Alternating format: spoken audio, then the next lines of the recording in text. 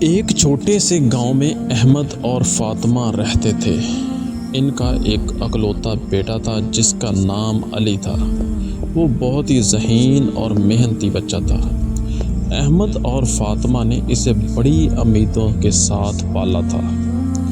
جب علی بڑا ہوا تو اس نے بہتر تعلیم کے لیے شہر جانے کا فیصلہ کیا۔ ماں باپ نے بھاری دل سے اسے اجازت دے دی اور علی وعدہ کر کے گیا تھا کہ وہ جلد واپس آئے گا۔ شروع میں وہ فون پر بات بھی کرتا رہا، لیکن آہستہ آہستہ وقت جو تھا وہ اس کے پاس کم ہو گیا اور اس نے رابطہ کرنا بھی کم کر دیا۔ گاؤں میں احمد اور فاطمہ روز اس کا انتظار کرتے تھے۔ ان کے دل میں ایک دعا تھی کہ علی لوٹ آئے۔ وہ کبھی کبھی گاؤں کے چوک میں بیٹھ کر دور سڑک کو دیکھتے رہتے تھے اور اس امید سے کہ شاید ان کا بیٹا آ جائے۔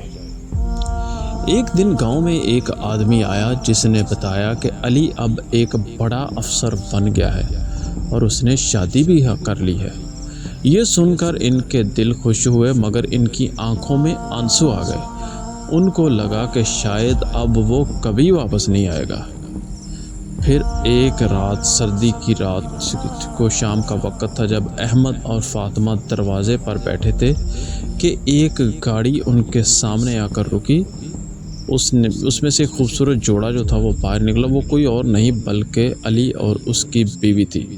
وہ دونوں اپنے ماں باپ کے پاس گئے اور ان سے معافی مانگ لی اور ان کے ہاتھوں کو چوم لیا۔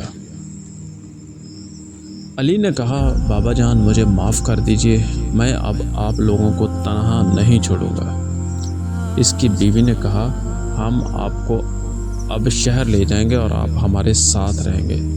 احمد اور فاطمہ نے آنکھوں میں آنسو لیے اور اپنے بیٹے کو گلے لگا لیا اور انہیں یقین ہو گیا تھا کہ ماں باپ کی محبت کبھی ختم نہیں ہوتی۔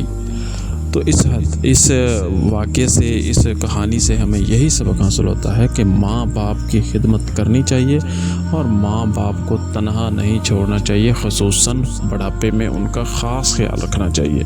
ملتے ہیں نیکسٹ نئی ویڈیو میں۔ چینل کو ضرور سبسکرائب کیجیے گا۔ السلام علیکم۔